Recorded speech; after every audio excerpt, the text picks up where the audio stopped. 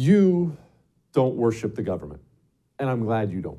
That's a good thing. You don't ever want to worship the government. Never worship the state. You don't eat, sleep, and breathe it. Even though you're a political person, I know that because you're watching me here on I'm Right. You don't eat, sleep, and breathe it. You have a life, job, probably family, whatever you hobbies. You have a life. So I don't want you to eat, sleep, and breathe it. I don't want you to worship. But we do have to acknowledge the communist. He does. His goal is to tear everything down. He eats it, he sleeps it, he breathes it, he lives and dies for it. And because he has been more committed than we have been, because he worships it and we don't, he's been more committed, he's better at it than we are. For now. Just hang with me for a minute. We want a savior. Because you don't want to, I don't want to, I'm not pointing fingers, because you don't want to and I don't want to get off work and go knock on doors for a candidate, make a bunch of phone calls. Hey, have you gone out and voted yet? Raise money, donate money, do the basics of politics. You don't want to do that. I don't want to do that. And I love politics. When I get off work, I want to go home, eat dinner, hang with the fam, watch a documentary, maybe read a book, have a glass of bourbon. I have my own life too. You have your own life. You don't want to do these things. So what do we want? We want someone to do them. Can someone just handle it for us? Someone come here and handle all this. So what we do is we focus on the presidency, because what we want is we want a savior to come in and save all of this, fix all this immediately. Can someone fix this? Trump, come fix everything. DeSantis, can you come fix everything? Trump can't fix everything. DeSantis can't fix everything.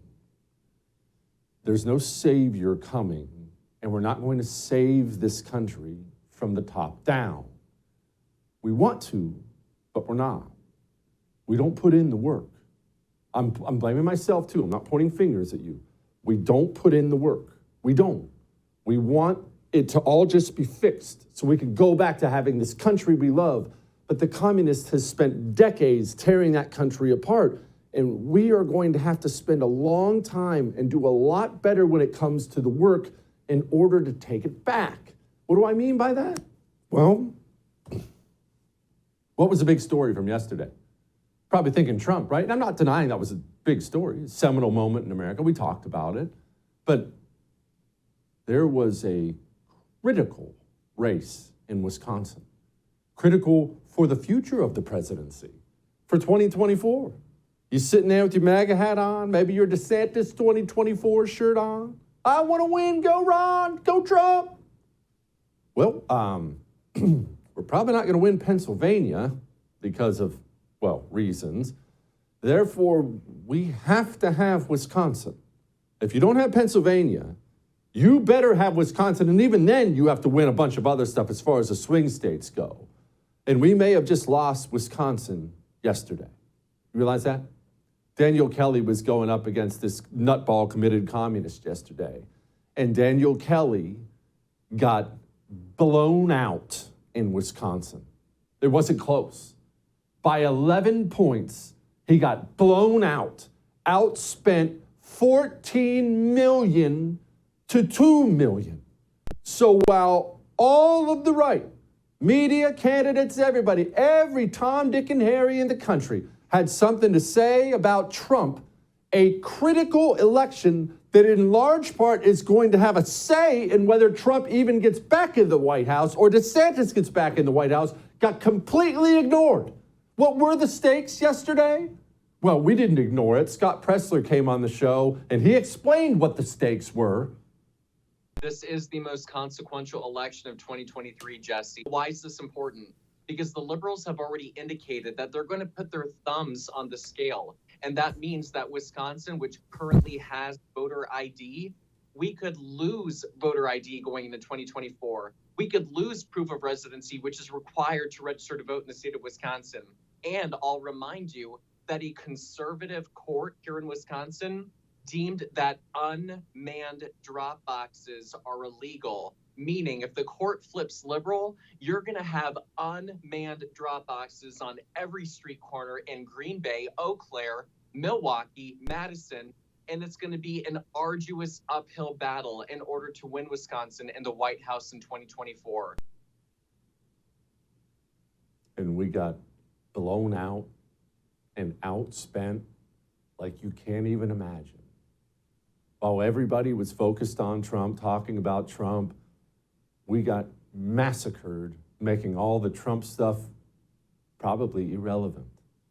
We don't do the blocking and tackling. It is time to have a hard talk about ourselves. And I understand why, right? You understand why. Look, when we watch football, I say blocking and tackling because it's a football analogy. And especially for the fellas, although this is probably some ladies today too, when you watch a football game, who do you want to be out there? Man, I want to be the quarterback. I want to be that wide receiver. Look how fast he is. Touchdown. That's so cool. Nobody watches a football game and wants to be the 350-pound left tackle kind of lumbering along out there.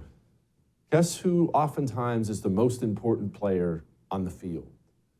We don't do the blocking and tackling.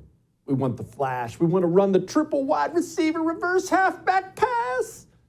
We don't block and we don't tackle. We go to these big Trump rallies. We talk about Ron DeSantis as the new savior. We do all these things. And look, that's fine. I don't care. Fly that flag, back your guy. But we can't be bothered with the basics. We can't be bothered with the basics. Therefore, I think I'm about done hearing about the flashy stuff because the flashy stuff ain't going to get it done. How will we save this nation? We won't save it from Washington, D.C. We won't save it from the Oval Office. We will save it beginning in our own communities, your community, my community. We will start by taking back our states. We will start by doing the basics: school boards, county board of supervisors, sheriff, state house, state senate. We will begin the blocking and tackling work because we have to begin to crawl before we can ever run. They have a system in place that allows them to do these things because they put in the work. It's not because of Joe Biden. It's because they've spent decades blocking and tackling the fundamentals. We got outraised 14-2, 14 million to 2. And our leadership in this country is so pathetic and inept. The leader of the RNC actually went on television and blamed abortion. But I will say something else. When you're losing by 10 points, there is a messaging issue, and abortion is still an issue. And we can't allow the Democrats to define Republicans and put millions of dollars up in lies and have it go unanswered, because the lies become the truth if they go unanswered. We have to put the Democrats on the defense on this issue, talk about the fact that they support gender selection abortions and due date abortions. It was an issue in 2022. The RNC raised the flag. I'm a suburban woman. I know this is an issue. Yeah, boy. Who's in charge of that organization that's supposed to back candidates, help candidates raise money, get out the vote? That organization, what's it called? The RNC. That's it. And who is it? Hold on, let me look. Who is it that heads up that organization? Ronna McDaniel. Says it right here on my paper. Ronna McDaniel. So that person going on television opining as if she's just some bystander instead should be going on television resigning in disgrace. When a general gets blown out like this, he comes back and hands in his sword and says, I have failed, I apologize, allow me to resign in disgrace. Instead, if we just stop talking about abortion, pathetic. Our party, the GOP, is pathetic at the highest levels. It's embarrassing. I roll my eyes now when I hear anybody talk about the presidency. We can't do the basics. And we're talking about the presidency. We're going to get blown out in 2024. It won't even be close. They could roll out a potato, which is basically what they did last time, and we could roll out George Washington himself, and we'd still get blown out because we can't do the basics. It's embarrassing. So where do we begin? What do we do? Because I do have good news coming. Well, Scott talked about that too. We need to continue our robust voter registration operation. We are whittling down the Democratic voter registration advantage in the Commonwealth of Pennsylvania. A couple of years ago, during President Obama, it used to be over 1 million, and now Republicans have gotten that down to just nearly 470,000. We are whittling that number. But we need to engage in an all-of-the-above approach to voting if we're going to win the 2024 elections. That means, yes, election day, but also early voting, early in-person voting, mail-in voting, absentee voting, and where legal, ballot harvesting. And I want you guys to think about John Fetterman and Dr. Oz. Going into the first and only debate, 500,000 Pennsylvanians already voted before they heard the debate. And 4 out of 5 of those voters were registered Democrats, meaning that Democrats were sliding into Election Day with fewer people to reach out to, with more time to reach out to them, with more money to reach out to them. Meanwhile, Republicans, we were all waiting to vote on one day, so we had everybody to reach out to with less time and fewer resources. The fact of the matter is Democrats vote for weeks and Republicans vote for 12 hours. If we're going to win, we must engage in voter registration, and we must engage in an all-of-the-above approach to voting. There we go. Now, I do need to briefly, before we get to the good news, I do need to get to the You Voted for This campaign. You people who've been watching for a while will know this. We believe in something on this show.